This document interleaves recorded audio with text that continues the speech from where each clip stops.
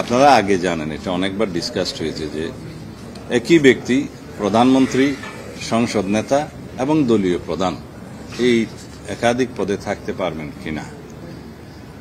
বিস্তারিত আলোচনা শেষে অধিকাংশের মধ্যে একটা মতামত এসছে যে প্রধানমন্ত্রী এবং তার সাথে সংসদ নেতার ভূমিকাটা প্রায় অঙ্গাঙ্গিভাবে জড়িত।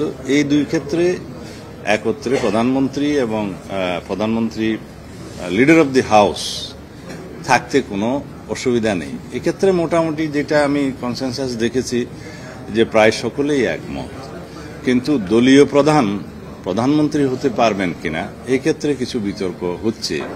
তা আমাদের দলের অবস্থান, আমরা যৌক্তিকভাবে লিখিত প্রস্তাবও আগে জমা দিয়েছিলাম আমাদের দলের পক্ষ থেকে, এবং প্রথম পর্ব এবং দ্বিতীয় পর্বের আলোচনাতেও আমরা সেই একই যুক্তিগুলো দিয়েছি।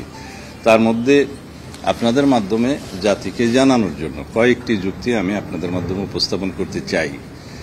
পৃথিবীর গণতন্ত্রের সূতিকাগার হিসাবে আমরা যুক্তরাজ্যের উদাহরণটা দিয়ে থাকি।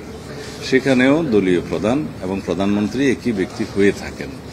কয়েকটি দেশে মাঝে মধ্যে এটার ব্যতিক্রম হয়ে থাকে, তবে সেটা সংসদীয় দলে যারা সরকারি দলের যে পার্লামেন্টারি পার্টি হয় সেই পার্টি ডিসাইড করে যে পার্টি কাকে প্রধানমন্ত্রী হিসাবে সিলেক্ট করবে। সেটা কোনো ইলেকশন প্রসিডিউর নয়। যারা মেজরিটি পার্টি হয় পার্লামেন্টে অথবা জোট হয় তারা পার্লামেন্টারি পার্টি ফর্ম করে তারা ডিসাইড করে কোন ব্যক্তি প্রধানমন্ত্রী হবেন। এখন সেই ব্যক্তি যদি কোনো একটা দলের প্রধান হন সেই ক্ষেত্রে তাকে এটা অযোগ্য ঘোষণা করা হয় না বা অযোগ্যতা থাকে না, কারণ এটা একটা ডেমোক্রেটিক প্র্যাকটিস যে ডেমোক্রেসিতে কোনো ব্যক্তি প্রধানমন্ত্রী হলে তাকে অপশন হিসেবে কোনো রাজনৈতিক দলের প্রধানের পদটা ছাড়তে হবে এরকম কোনো প্র্যাকটিসটা সাধারণত দেখা যায় না। দুই একটা ক্ষেত্রে এক্সেপশন থাকতে পারে, কারণ এটা একটা তার ডেমোক্রেটিক রাইট যে দলীয় প্রধান হওয়ার কারণেই কি তাকে প্রধানমন্ত্রীর পদে যোগ্যতা ঘোষণা করা হচ্ছে, এরকম একটা প্রশ্ন আসতে পারে। আর দলীয় প্রধান যে সবসময় প্রধানমন্ত্রীর পদ অলঙ্কৃত করবেন এমন তো কথা নয়। পার্লামেন্টারি পার্টিতে ডিসাইড হবেন কোন এমপি প্রধানমন্ত্রী হবেন, কিন্তু অপশনটা থাকা ভালো, তার ডেমোক্রেটিক রাইটটা যাতে ক্ষুণ্ণ না হয়। যে ব্যক্তি দলীয় প্রধান হন তার যাতে রাইটটা অক্ষুণ্ণ থাকে যে তিনি ইচ্ছা করলে প্রধানমন্ত্রীর তো পদ নিতে পারেন।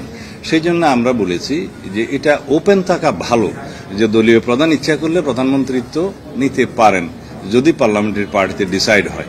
আর যদি পার্লামেন্টারি পার্টিতে ডিসাইড হয় যে তাকে প্রধানমন্ত্রী করা হবে না, অন্য একজনকে করা হবে, সেটা পার্লামেন্টারি পার্টির ডেমোক্রেটিক রাইট চর্চা, সেটা ওপেন রাখার ক্ষেত্রে আমরা আমাদের সাজেশন দিয়েছি এবং পৃথিবীর বিভিন্ন দেশের উদাহরণ টেনে আমরা বলেছি যে যেহেতু দলীয় প্রধানমন্ত্রিত্ব হওয়ার ক্ষেত্রে কোনো যোগ্যতা হতে পারে না, সেই জন্য এই অপশনটা থাকা উচিত, তার ডেমোক্রেটিক রাইটটা অক্ষুণ্ণ থাকা উচিত যে দলীয় প্রধান ইচ্ছা করলে যদি পার্লামেন্টারি পার্টি ডিসাইড করে তিনি প্রধানমন্ত্রী হতে পারবেন।